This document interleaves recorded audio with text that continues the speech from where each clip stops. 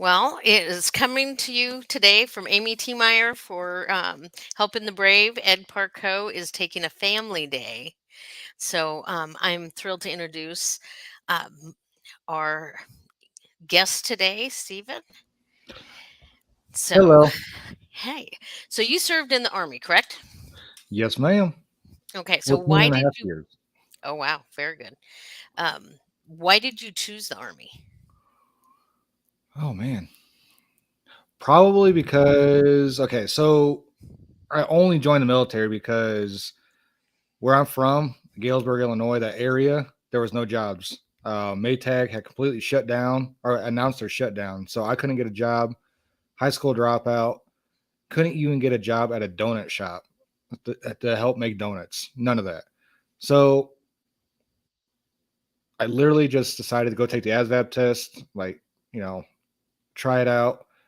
Took it, passed, got 63, which is, I guess, pretty good. I thought I failed, but apparently that's pretty good. And it's like, well, the Air Force needs 65. Everybody else wants about the same. It's like, you know what? Let me just try the Army. My uncle was in the Army. So I just went. Army recruiter said, let's take you down. And I went, took the physical, got a bunch of job lists, and I chose Cavalry Scout. So really no rhyme to the reason why I did it. Just first come, first serve. I needed to get out of there. Otherwise, I would have been in prison or dead right now due to the drugs and no jobs, nothing like that. So Well, that is similar story to my husband. He's from Forks, Washington. Just not a great job market at all. So, Cavalry Scout. Now, how did you like doing that in the Army? well, I only picked it because okay, so we're all a little bit and from the older generation, I guess you can say that I'm 38. I guess I'm not old, but those old military videos that always showed the really cool stuff of a job. The dune buggies, the dirt bikes, snowmobiles, the Bradley, the Humvee.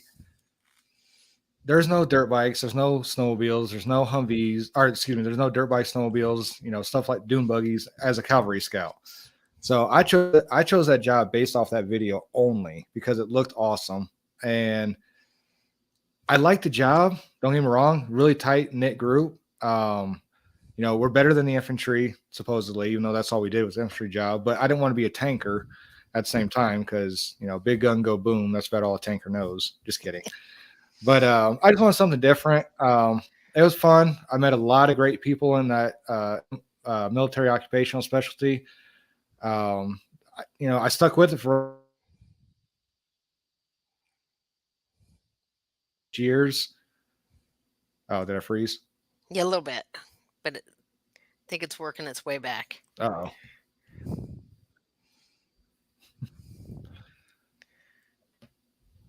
Can you hear us?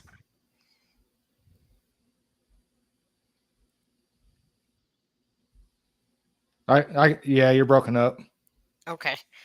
Um, so where was your favorite place being stationed? Let's see.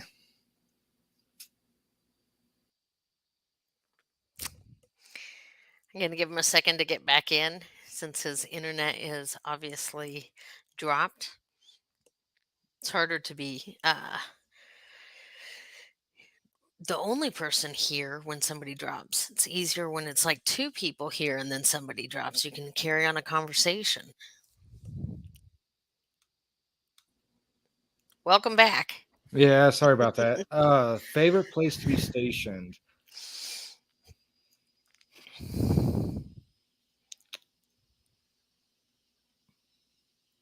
God, that's really tough, honestly.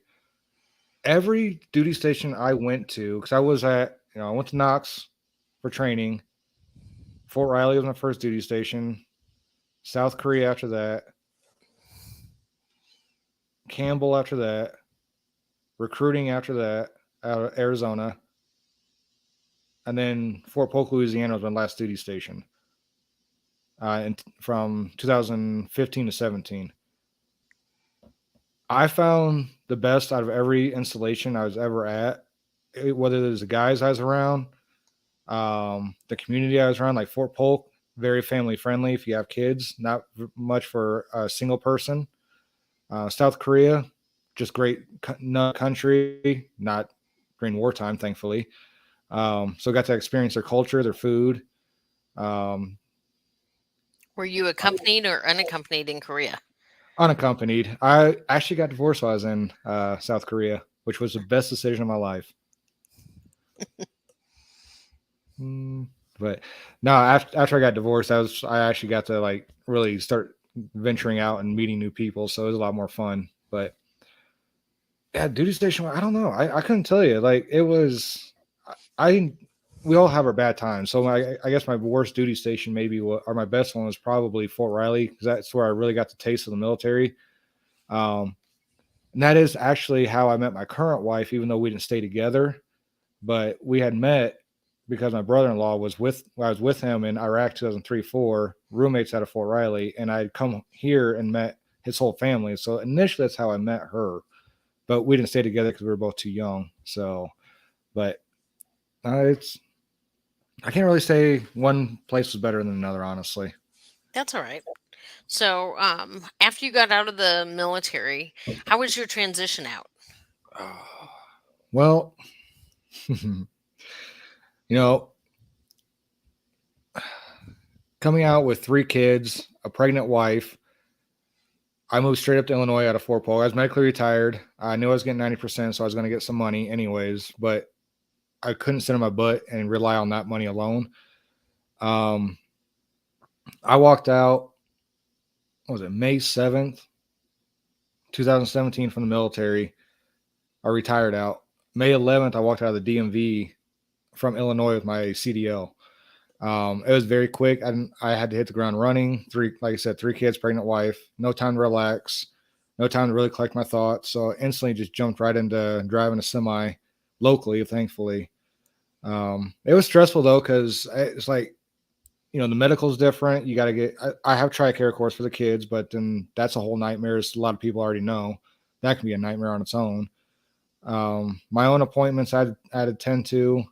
Um, you work more outside than you do in the military. A lot of people don't understand that is, all these 4-day weekends you get, like what is it, 11 or 12 federal holidays, 2 weeks off for Christmas, all this time off in the military, you don't get that on the outside unless you work a federal job.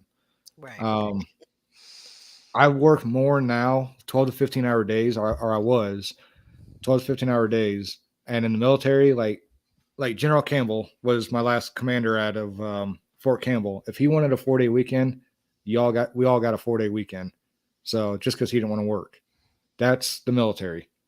I mean, coming out, man, it, I kind of miss the military in that aspect right there. Just the amount of time off and everything you get, actually the family time. So, and that's one thing I neglected is my family coming out, just work, work, work, and so it's wasn't rough transitioning out, but it's been a lot more stress, a lot more time consuming, and less less freedom to do what I want. I guess you can say, which I thought was the exact opposite. So, have you reached out to any services since you've gotten out, or programs like Wounded Warrior Project, or the the Mission Continues, or the Travis Manion Foundation? Have you done any? No, and in all honesty, I'm finding out about a lot of these programs. I wish I would have known about them sooner. I've only been in this realm for about a year now, doing what I've been doing, and I'm finding all these awesome people like yourself out here. Um, when I first got out, there was nothing really there to, hey, call these people, or here's all these people. Here's, if you have trouble, just call the VA. I don't know about you, but I know most people don't like dealing with the VA, therapy, stuff like that. And I know this is becoming a hot issue lately when dealing with therapy is you'll talk to one person for 6 months to a year and turn around, they leave. Not their fault. They leave. I mean, they got to move to with their spouse or whatever happens. So I've kind of I pushed off all these programs for the longest time and just like whatever. I didn't want to be part of that community. I wanted to kind of more or less forget the, I'm proud of my service, but I kind of wanted to kind of forget some of the things I've done in the military. And a lot of these people just keep bringing up a lot of the old stuff that I'm trying to stay away from. So to a point. So I'm learning about them, and I wish I would have known, but that's on me though. But I am definitely more getting more engaged now today.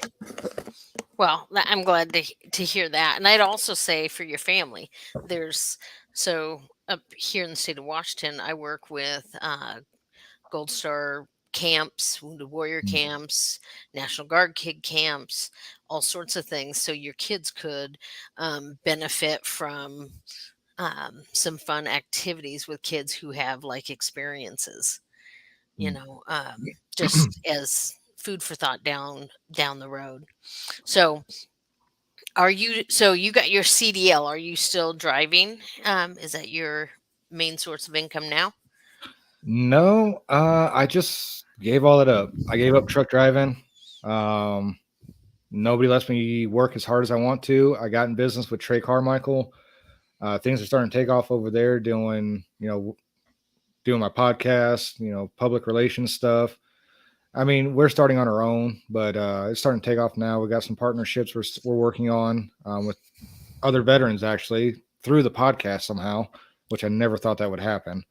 Um, but no, I kind of taken a hiatus from everything for about a week now. It's been 7 days.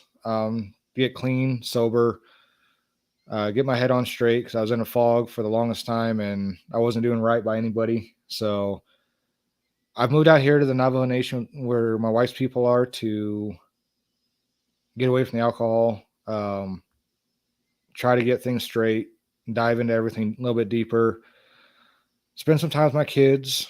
Um, I got six of them, so I don't have that luxury of, one or two kids. I got to spread my time across six different ones. So, and my youngest being 2 years old, he generally demands the most. So, but That's no, funny. Yeah, no, no, we're taking some time off.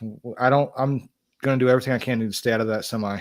So it's not, it's not. And I had a heart attack a little less than a year ago. So while I was in a semi, so I need to. My health is number one. So absolutely. So if all the stars aligned, and your business just started, doing really well, you felt really good, you got your personal health aligned. Kind of what does that look like for you?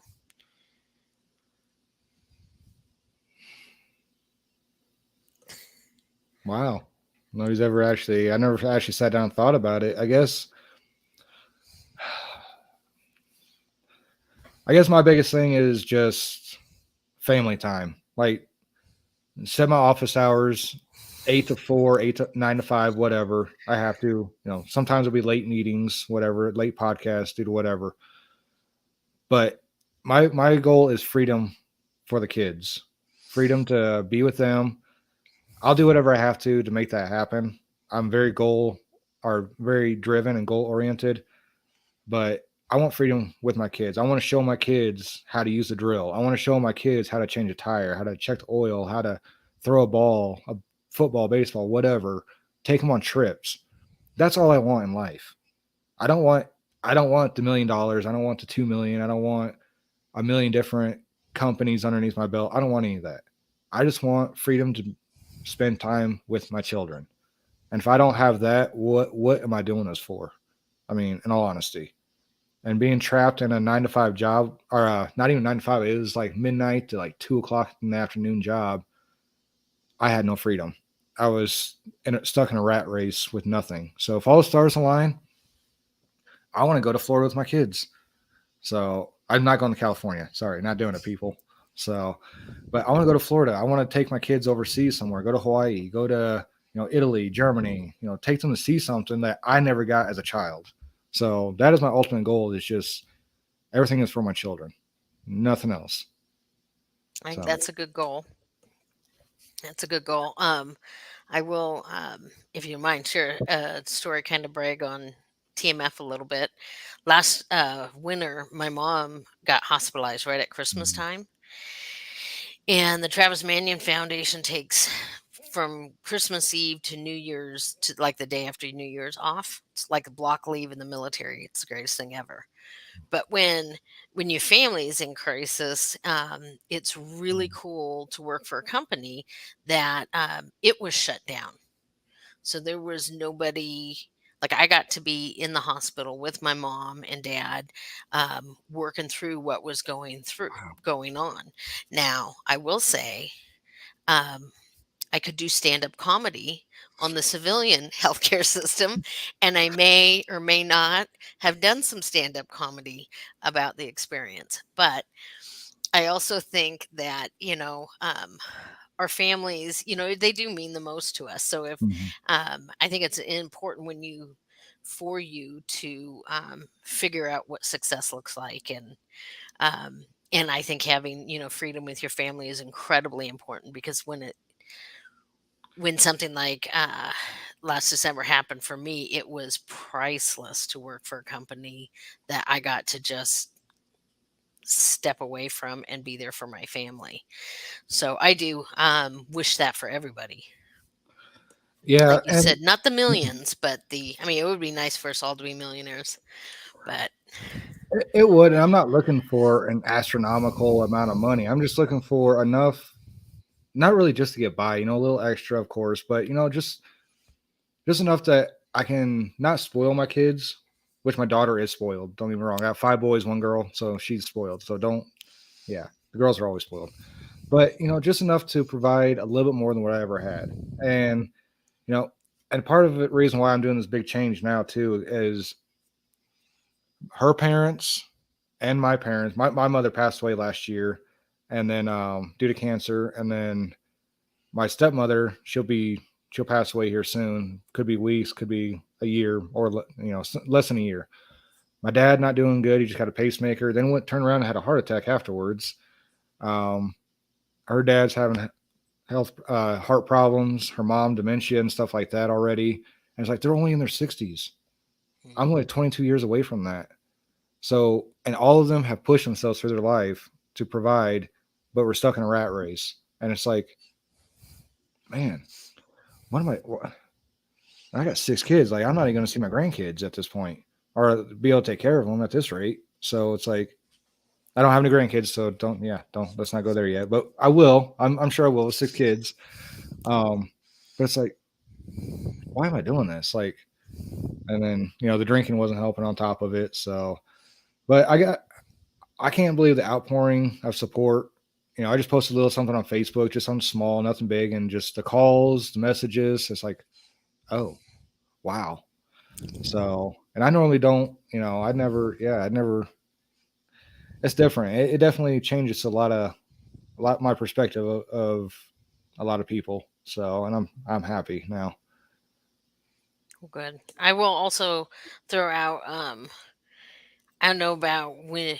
Well, both in Arizona and Texas, there is MVP, which is merging vets and players, and that's where you work out for a half hour, and then there's a huddle. And Hmm. that has been really good because there's not a lot of spaces for combat veterans that are around physical fitness Uh huh. and actually sports. So they do a lot of things that you can bring your family to outside of the huddle. What Um, what was that called? I want to write that it's down real quick. merging vets and players. Sorry, I'm writing this down Oh because yeah, no. And I would also say the Travis Manion Foundation, which would be if you did things with the group down in Arizona, which is a great group. Um, uh, which I can do an email introduction to you for yeah. both the MVP group and also for the Travis Manion group, because I think TMF you could do things, and your kids might see it, and it would give you a new community, because we had talked before we went live.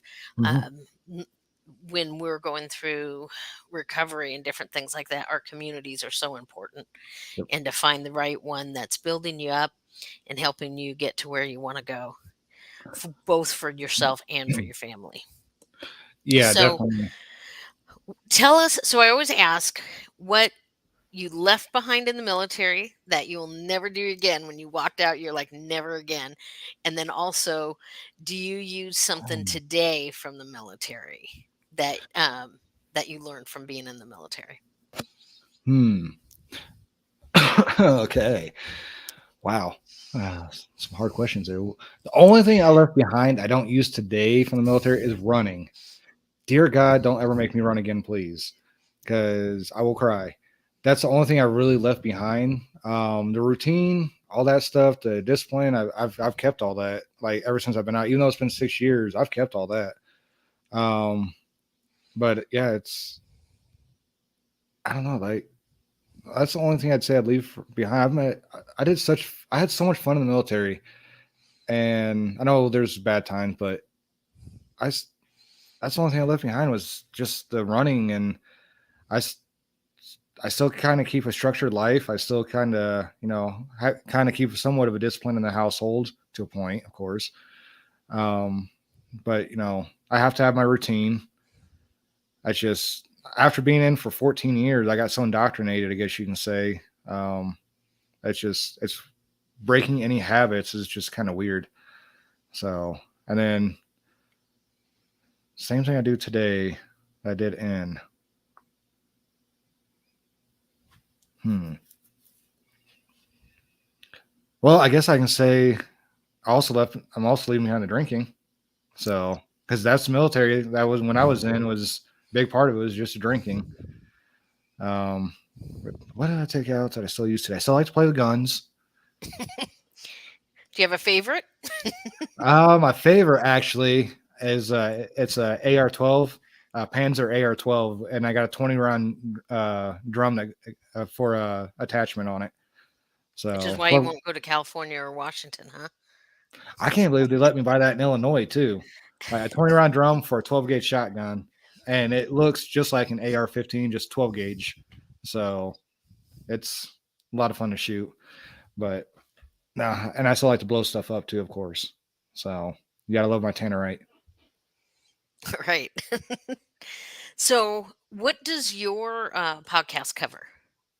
My podcast mainly just covers career, why you join, your transition out, and the troubles you had along the way, and what if there's any lessons you can teach somebody or tell somebody about your struggles and how you turn a leaf over to start crushing it on the outside. Because most people I talk to, they are very successful, or they're getting to that point to where they're about to be super successful.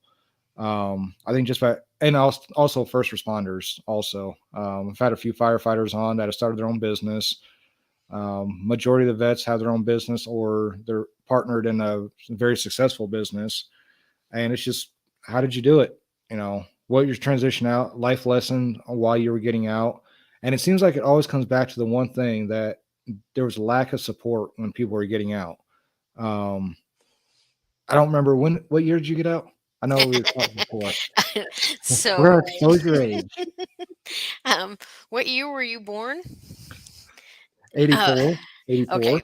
I got out in 19 from the Army. I got out in 1993, and Oh, then I went in the Navy Reserves and got out of the Navy Reserves in 1998. But okay, yeah, that's right. I remember now. um, but Ed and I noticed that the transition services for higher enlisted and officers are very different than junior enlisted. Hmm. But the challenge I also feel with junior enlisted is they're not necessarily at that growth mindset. So even if Hmm. they're being fed different opportunities, they're not seeing it. They kind of go, oh, I got it. I have a plan. And they're not necessarily testing their plan, which I think is a challenge often when working with youth. Is you have an idea of what you believe or what your values are, but they haven't been tested, and you don't realize in theory is just in theory. Well, they, I can't remember the name of the program now, ACASP or ACAP, whatever it's called, or whatever they call it today. I don't know. Don't get me wrong. They probably change it 50 million times for some officer to get a gold bullet. But you know how that works. Um, but they give a false sense of hope in that program that hey, you're going to walk out, you're going to get a six-figure job right away. And what I tried to always tell my junior enlisted, I was in E7, and sad part is I didn't practice what I preached, unfortunately. But what I always told them was make yourself marketable while you're in, Go to every school you can, college, military school, doesn't matter. Everything you can go and do to make yourself marketable to the outside world. Network, find people, get to know people. Doesn't matter if personal level or just business level, just anybody. When I went through that program, they just said, go get a LinkedIn account. What do I do with it? Okay, I have a LinkedIn account. Well, awesome. What now? What? They didn't tell you anything to do with the LinkedIn account, and it's one of the best networking tools out there. Like, yeah, you're not gonna as a E3 or E4 coming out of the military with nothing. You're not gonna get a 6-figure job. You might have to go work at McDonald's for a little bit while you figure things out. Whatever, that's fine. But they give such a false sense of hope that you're gonna walk out with a great job, and it's just not there. Well, Um, I also wonder kind of what you said, like you leave stressed. And we've heard this from a lot of different people on our podcast. It's just stress upon stress upon stress. And so there's not the conversation like, um, I love the job that I have. Absolutely love what I do. And it's full of purpose and passion, right? And I have autonomy to run my own schedule, which is so I can have a podcast during the middle of the day or whatever. Um, but the flip side, the choice that I make by working for a nonprofit that I believe in is I'm not looking most likely at a six-figure income from a nonprofit. But mhm. my work-life balance is awesome. The culture of the company is amazing. And I believe 100%, 110% in what we're doing. So, but everybody's taught to chase the dollar so much, they don't realize what they're trading off.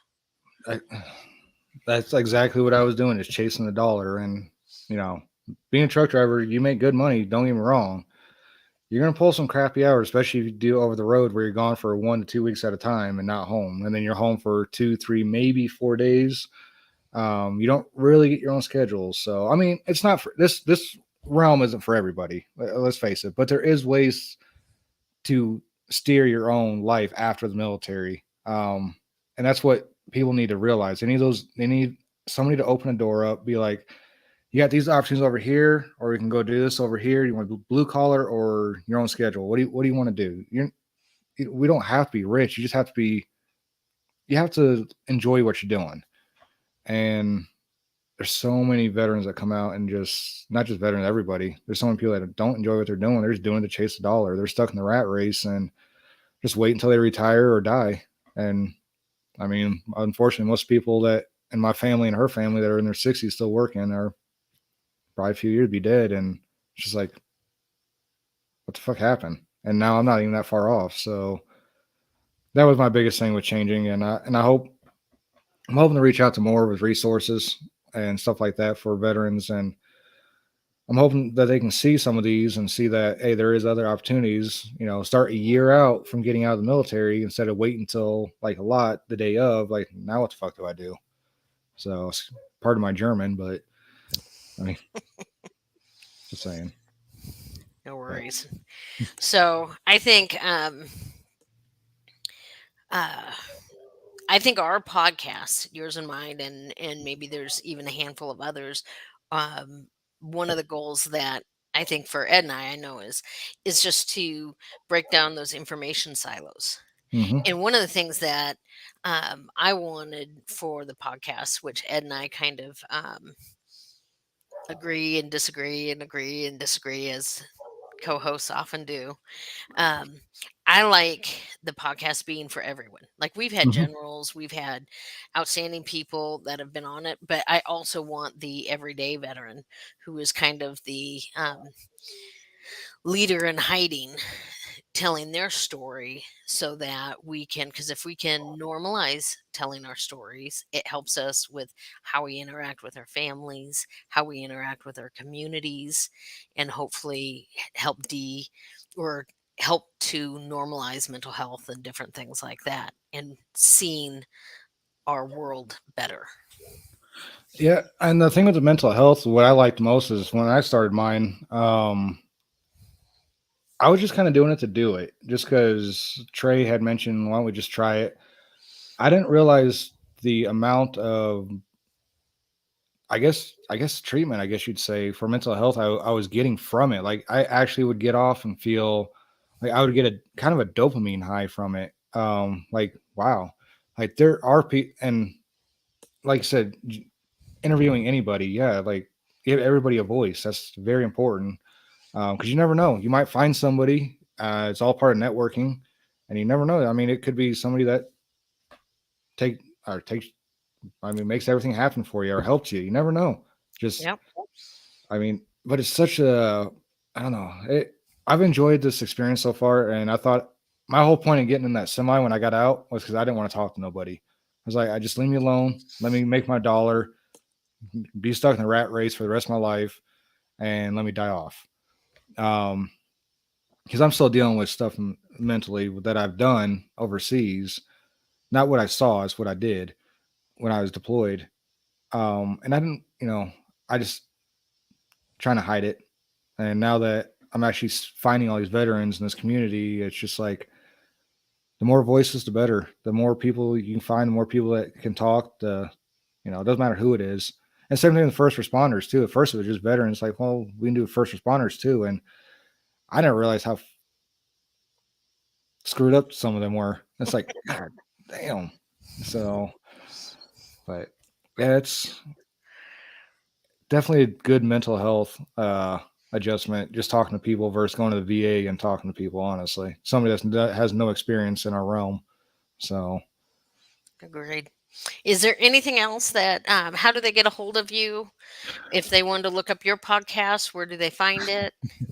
well, I have a funny name, but I don't know where I got this name from, but it stuck with me. You can go to swandingo.com or Google search Swandingo Files. I'm on every platform as Steven Swanson or Swandingo Files. I It's where the dango HO baby. So I don't know where Or that came from. okay. When Ed puts it up on YouTube and stuff like that, he's really great about adding all the different nuances. So we'll get that squared away. But I want to Yeah. say thank you for your service. Thank you for your time today. And No, really, I want to thank you more because I've been stuck in a rut the past few weeks, and I was hesitant to even do this today because I've been kind of in a funk trying to get my brain transitioned out and away from the drinking and the fog and all that stuff. And you're actually the first one I've gotten back on with since I started getting sober and everything. So I think this really helped me more than anything today. Um, just uh, just kind of ramble a little bit and just have a little banter back and forth. So I think you helped me a lot today get back into a groove. well, it was my So honor. So stay right there, but I'm going to go ahead and end. Thank you, everybody who tuned in, and definitely follow us if you like um, what we do.